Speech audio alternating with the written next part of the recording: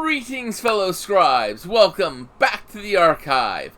It is time for another monthly installment of Archival GMing, where I plunge into the depths of the archive, pull out a system or setting I'm familiar with, and give specific, focused hints and advice on how to run that system or setting.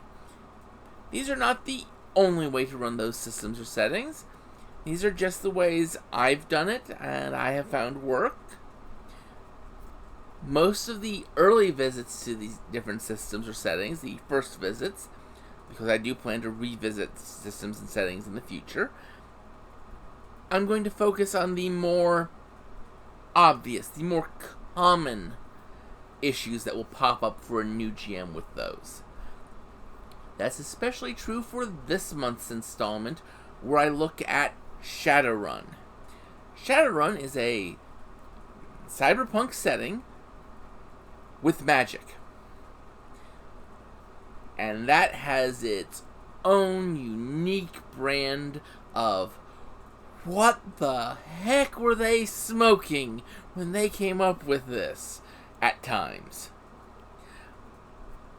So sit back, relax, and enjoy as we talk about how to GM Shadowrun. When GMing, I'm a firm believer that you have to establish limits. In most systems, in most settings, these limits are mechanical. I'm going to allow stuff from this book, but not this book. Or I'm going to allow this quality, but not this quality. Shadowrun is a bit different. While, yes, there are areas for you to set mechanical limits, that is not as important for gameplay as setting your style limits. Style limits in Shadowrun fall into two categories: Black Trenchcoat and Pink Mohawk. And what these two different styles represent is the immediacy and likelihood of corporate retribution against your team based on how they act. Basically, a Black Trenchcoat game is one where people are going to want GM wipe, where they're going to want their fingerprints removed, where they're going to go in with balaclavas, full body armor underneath that keeps their skin and everything intact.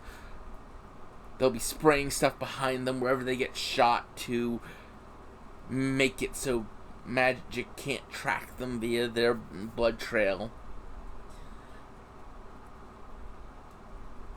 It is also commonly called the Stone Cold Prose approach.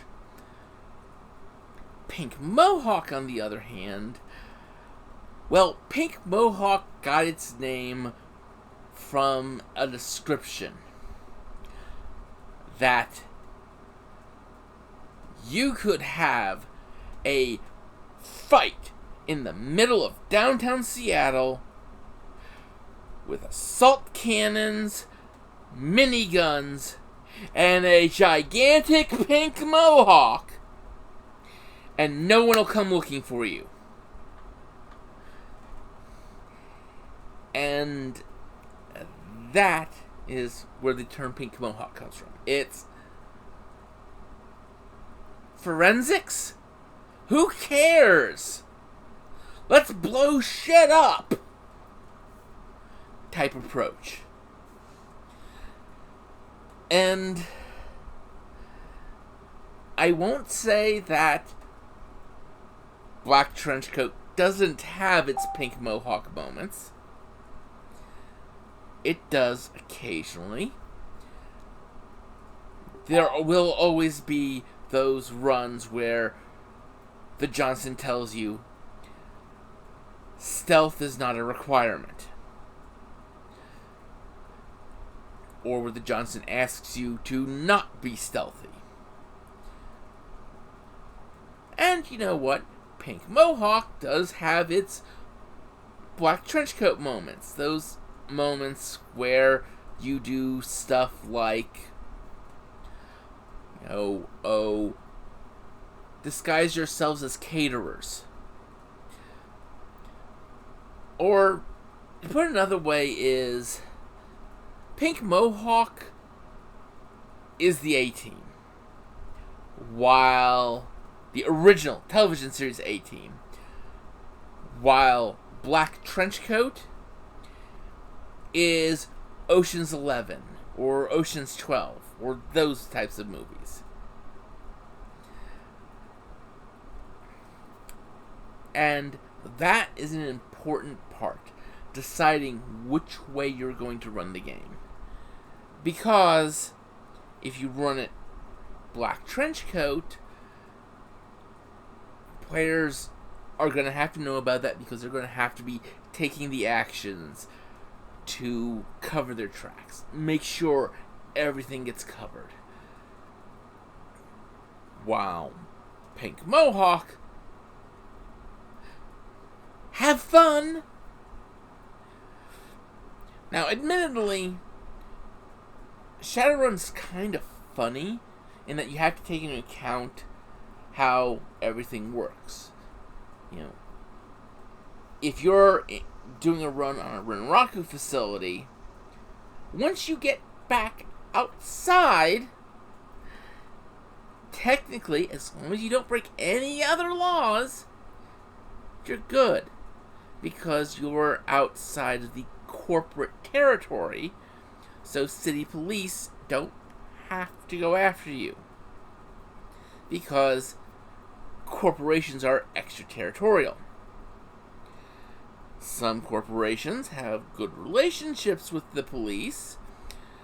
See Seattle and Ares and Knight Errant, where Knight Errant is a subsidiary of Ares. Just saying. But, for the most part, as long as you get away from the corporate pursuers, you're good. For the most part.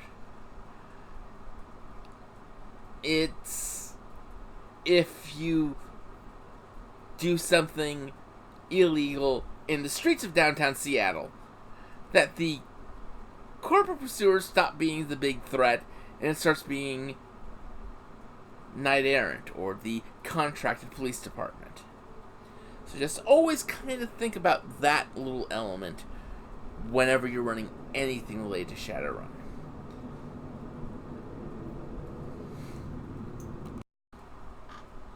Probably the biggest issue for a new person jamming Shadowrun is deckers. See, there's this old joke of, oh, the decker's going into the net. Let's all go get pizza. Hey, Jim, what do you want? Because what would happen is the decker would go in and there would be nothing for anyone else to do. Because during that period, the GM was focused exclusively on the decker decking. On the decker hacking their way through the matrix. And I've never had the problem with that. Why I've never had the problem with that is how I handle things. A lot of people will focus on, during the legwork stage, will focus on what one person is doing. And focus like that. Finish your legwork. Alright, then you go to yours. And decker legwork was invariably hacking. Older editions, this meant the decker's legwork was solo dungeon runs. 4th and 5th editions, and presumably 6th, this was a series of tests where you're having to keep track of Overwatch score and all that fun stuff. And that was still time-consuming if you focused just on the Decker. How I would always handle that is, if the Decker was in 2nd and 3rd edition doing a Matrix dive, I would have them do like 1 or 2 nodes, quick, then I'd do someone else's legwork. 1 or 2 nodes, get someone else's. Split it up like that. That way, I wasn't lingering too long on the Decker, wasn't letting the Decker dominate the whole game, and then everyone was getting to do their stuff. Now then,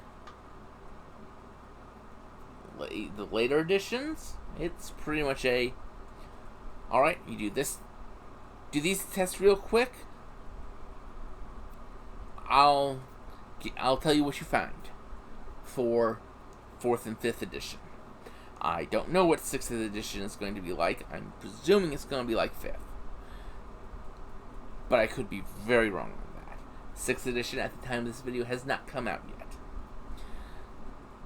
Now, for going inside the runs, the actual job portion of the run, again, people would handle it as the Decker going in, doing their stuff, and then they're done. And then the rest of the team does their stuff. What I did, how I always handled it, was I broke down the run into stages.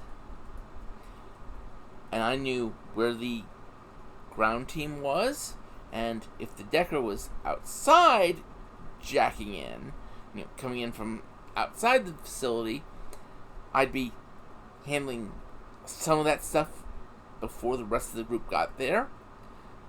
Decker should always show up early, by the way.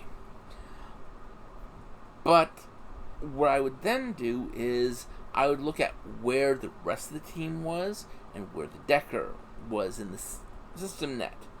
And I'd have the Decker move nodes, deal with those as the team moved forward.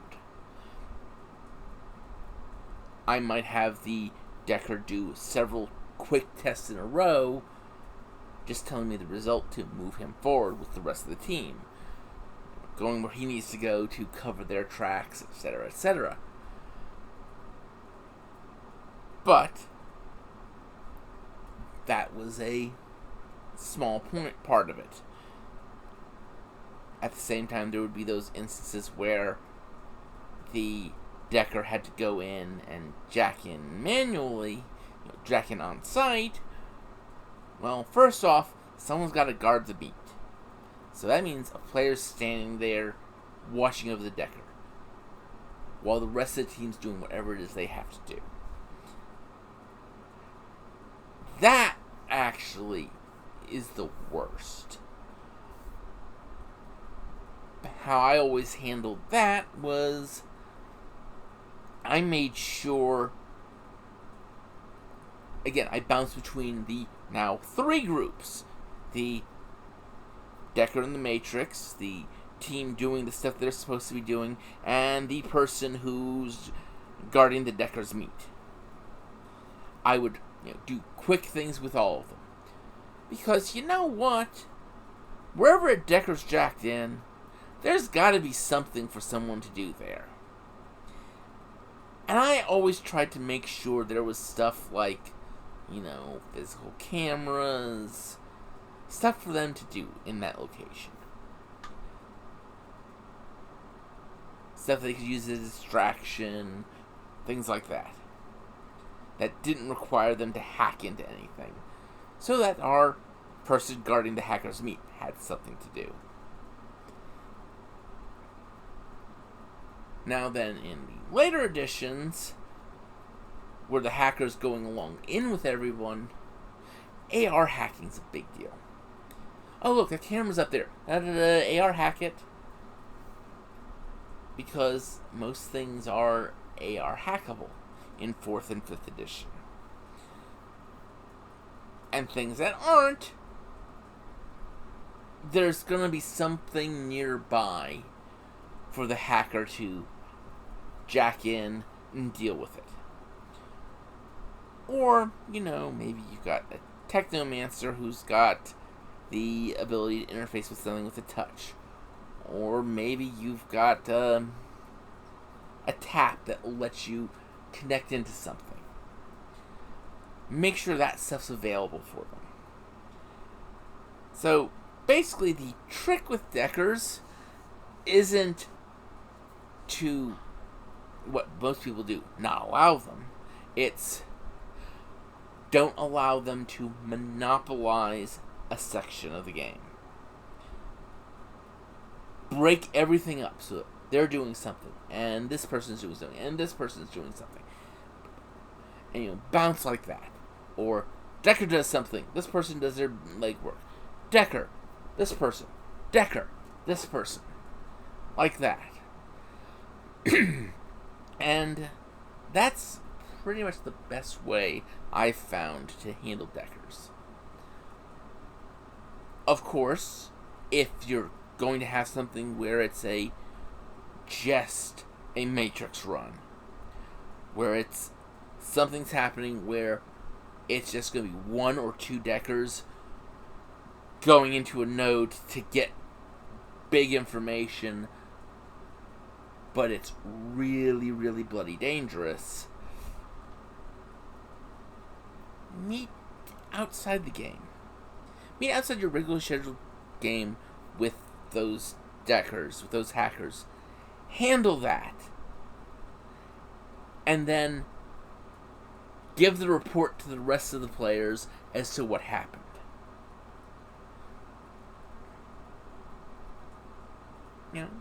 But these are my starting tips for GMing Shadowrun. I'm sure I will think of others in the future. I know I will be coming back to visit Shadowrun more. Hopefully I'll be able to give updated tips on 6th edition when I come back. So, all that said, next month I am going to be talking about Mage the Ascension. Until then, I just want you all to remember to have fun and keep gaming.